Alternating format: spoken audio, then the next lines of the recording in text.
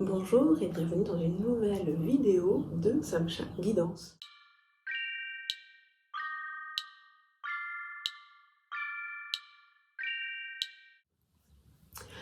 Avec l'explosion de la spiritualité en ce moment et surtout du développement personnel, on peut voir parfois certains couples qui décident de se séparer. La raison première pour ces personnes, c'est une évolution spirituelle. Donc déjà, qu'entendons-nous par évolution spirituelle? Une évolution spirituelle, finalement, ce serait pour ces personnes un appel du divin, un appel du Dieu, un appel du Dieu qu'elles vénèrent en tout cas, parce qu'il y en a plusieurs, on les connaît un petit peu à force.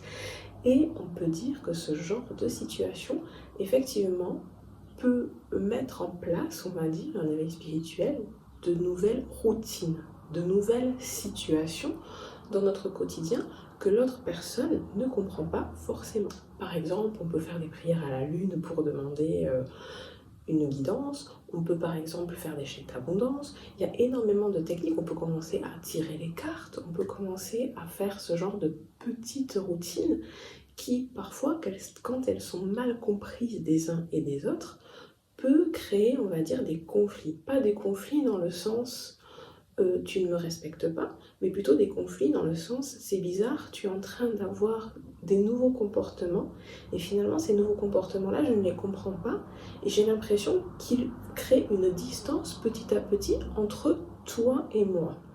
Parce que peut-être que la spiritualité prend une trop grande place, peut-être qu'au contraire, votre conjoint est complètement réticent à cette idée-là.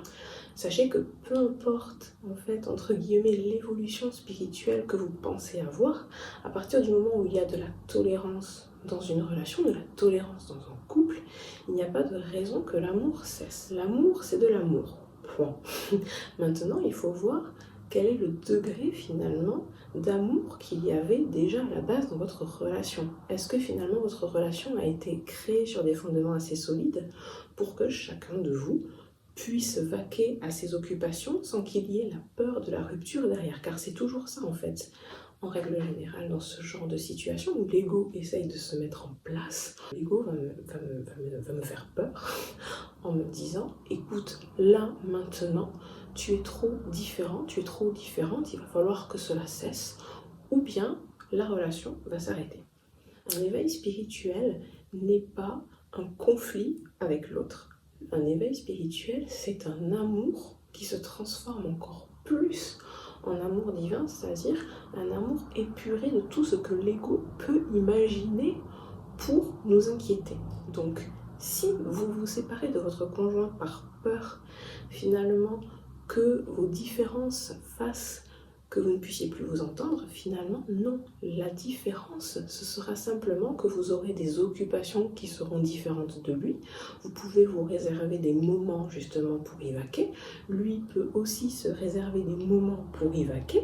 Et ensuite, ensemble, vous pouvez continuer vos moments à vous, vos routines à vous, et cela ne vous empêchera pas de vous épanouir, ni lui de s'épanouir. Là où l'éveil spirituel peut effectivement créer une rupture ou une cassure, ce sera plutôt quand cet éveil spirituel vous permet de déceler en vous et autour de vous les comportements toxiques que l'on a au quotidien. Par exemple, si votre conjoint est du style à toujours se moquer de vous, par exemple quand vous êtes en sortie de groupe, et que vous lui demandez d'arrêter de le faire parce que finalement vous avez appris à vous aimer, vous avez appris à aimer les autres, et vous savez que humilier une personne en public n'est pas forcément un acte d'amour, on va dire ça comme ça. Et que cette personne refuse, à partir de ce moment-là, effectivement, vous avez le droit de mettre le haut là, vous avez le droit de dire « excuse-moi, mais à cet instant-là, je trouve que tu ne me respectes pas ». Car c'est là qu'il peut y avoir une création de rupture, c'est quand une personne ne vous respecte pas, que vous ne respectez pas la personne. Et c'est là que vient justement une rupture. C'est finalement de ce lien que vous aviez qui était aussi basé sur une relation toxique avec des comportements toxiques. Si l'autre personne refuse de changer ses comportements toxiques, eh bien oui, tous les jours, vous êtes confronté finalement à l'irrespect. Tous les jours, vous êtes confronté à une personne qui va peut-être faire passer ses besoins avant les vôtres, alors que les vôtres sont légitimes. Donc, N'imaginez pas que parce que vous avez un éveil spirituel, il va forcément y avoir une rupture. La rupture ne vient que d'une seule chose, c'est cette capacité que l'on aura à déceler les comportements toxiques en nous et autour de nous, et le besoin que l'on aura surtout de faire venir davantage d'amour en nous et autour de nous. Parce qu'à partir du moment où vous vous rendez compte que finalement les personnes que vous côtoyez sont aux antipodes des valeurs d'amour que vous avez aujourd'hui créées en vous et que vous voulez voir autour de vous, effectivement, des ruptures peuvent avoir lieu. Par contre, dire qu'une rupture est inévitable uniquement parce que vous mettez en place dans votre routine finalement des activités que l'autre ne fait pas, ce n'est pour moi pas légitime, car finalement une relation de couple se base aussi sur les différences, et c'est pour cela que je vous le dis. Cultivez vos différences car elles vous permettent de vous enrichir à deux et non pas individuellement comme on l'imagine. Travailler ensemble, c'est aussi accepter les petits trucs en fait de l'autre qui nous enrichissent au sein du couple, qui nous permettent d'élargir nos horizons et de voir finalement une autre facette de cette personne que l'on pensait connaître, une autre facette qui nous réjouit, puisqu'elle est réjouie de pouvoir la partager avec nous. Gardez l'amour que vous avez vu à travers cet éveil spirituel comme un cadeau précieux dans votre cœur et diffusez-le autour de vous. Je vous souhaite une bonne journée ou une bonne soirée en fonction du moment où vous regardez la vidéo.